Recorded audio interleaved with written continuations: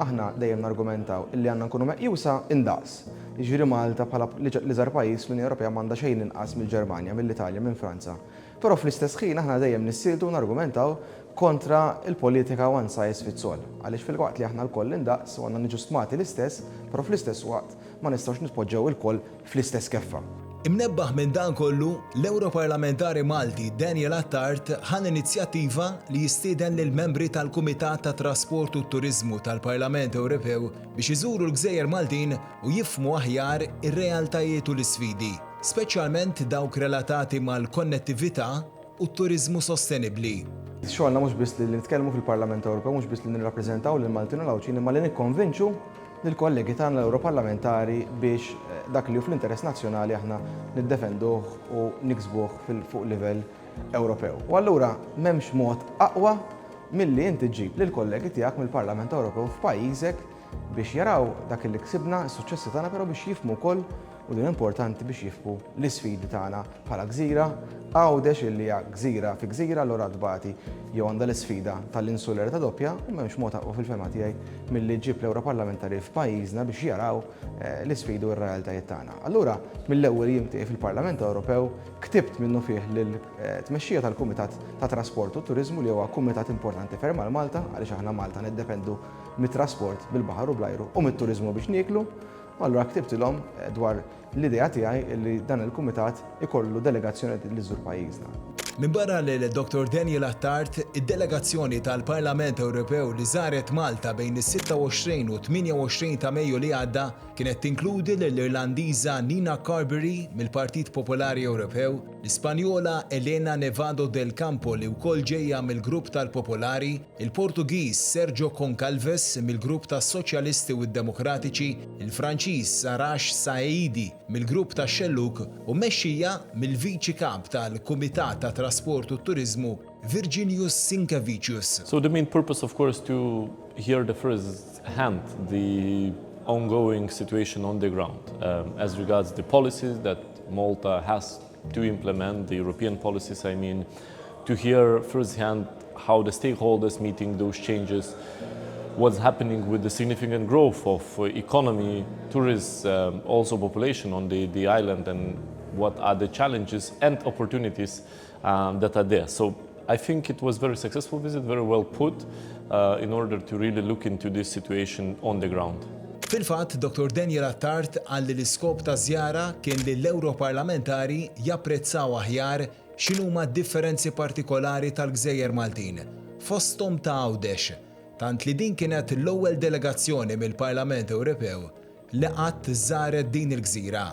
M'hemmx mod aqwa kif dawn jifhmu r-realtajiet ta' Għawdex. Inutli nitkellmu biss fuq Għawdex li hija gżira fi gżira fuq l-insularità doppja, imma l-Europarlamentari din id-delegazzjoni marret Għawdex użajna s-servizz tal-Fast Ferry żaru wkoll il-Goes Ocean li iltqajna mar-rappreżentanti tal-industri Awċin, l-Assoċjazzjoni tat-Turiżmu pereżempju, l-Awtorità għall-Iżvilupp Reġjonali ta' Għawdex intqajna mal-Ministeru ta' Għawdex ukoll.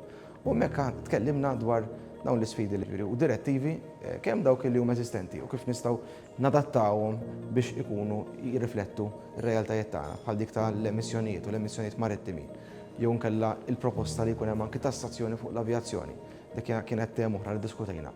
Mbagħad direttivi oħrajn li bħalissa qed jiġu negozjati bħal dik dwar il-trasport kombinat, il-ġar tal-merkanzija u kif din timpatta lil Malta. Għandna realtajiet differenti u allura ħassejna li kellna nżewqu programm illi mhux biss jitkellem u jinvolvi mal-awtoritajiet governattivi, mal-ministeri, imma anke ma' rappreżentanti tal-industrija. Kien programm allura bilanċjat fil-fema tiegħi illi laħaq l-għanijiet tiegħu. Dan ikkonfermawh l-Europarlamentari Saidi, Sinkevicius u Concalves li semmew kif wara din iż-żjara huma aktar konxi tal-isfidi speċifiċi għal Malta relatati mat-turiżmu, l-infrastruttura u s-sistema tal-Unjoni Ewropea għall-iskambju ta' kwoti tal-emissjonijiet, magħrufa bħala ETS, li għandha lan li tnaqqas l-emissjonijiet tal-karbonju mill-industrija. Is the ETS system which seems to be a big issue for you, and we have to look if it would be more efficient to have some exceptions for islands or very far territories of European Union. had a good exchange with the Tractors and Trailers Association, where many issues that the companies are facing, but one of them is mobility package, which goes against the objectives of the Green Deal, which goes against the business logic, which I think has to be changed. And on top of that, we are heading into the discussions on the new multi-financial framework. And we see that, for example, infrastructure here in Malta is not able to cope with the increase of people. So therefore, I think that also has to be emphasized in the future budget talks. What I can say from this mission is that I understand better the reality of Malta. For me, it's something that was quite easy to absorb because it's similar to my region and in the Trend Committee in my work in the European Parliament. And I'm sure this is not only my position, but also from the other MEPs that were present here. We will fight for these specific issues of island states, of these regions, because the one-size-fits-all doesn't fit all the members in the European Union, as we know. We need some specific programs, to address some specific challenges. And in the case of tourism, and being the first time that we have a commissioner responsible not only for transport but for tourism, it's important that we propose that we have specific funding only for tourism, which is not a reality. We have special programs that are split throughout many sectors, but nothing specific for tourism. That's something that we also want to do, and we will push for it in the future for sure.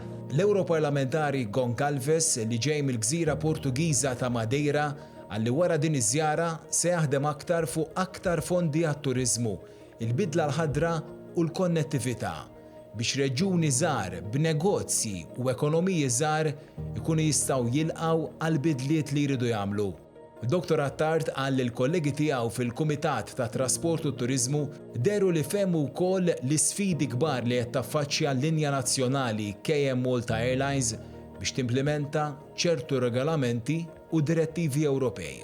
Naħseb dawn id-direttivi u r-regolamenti twaqfu għal ċertu għan u dak huwa li jkollna titjib fil-livell ambjentali, però dak l-għan xorta waħda mhux jintlaħaq qed jintefa' piss proporzjonat fuq din il-linja nazzjonali tal-ajru li aħna niddependu minnha u se nibqgħu niddefenduha bil-mezzi kollha tagħna. Naħseb dik kienet laqgħa pertinent immens illi fetħet għajnejn l-Ewroparlamentari kollegi sħabi u m'għandix dubju li issa dik l-esperjenza se nużawha biex meta niġu issa fis-swali tal-Parlament Ewropew ikolli spalla fuq minn indur biex aħna nikkonvinċu mbagħad il-bqija ta' sħabna biex nilleġislaw b'mod li jirrifletti r-realtajiet ta' kulħadd, b'mod li huwa ġust.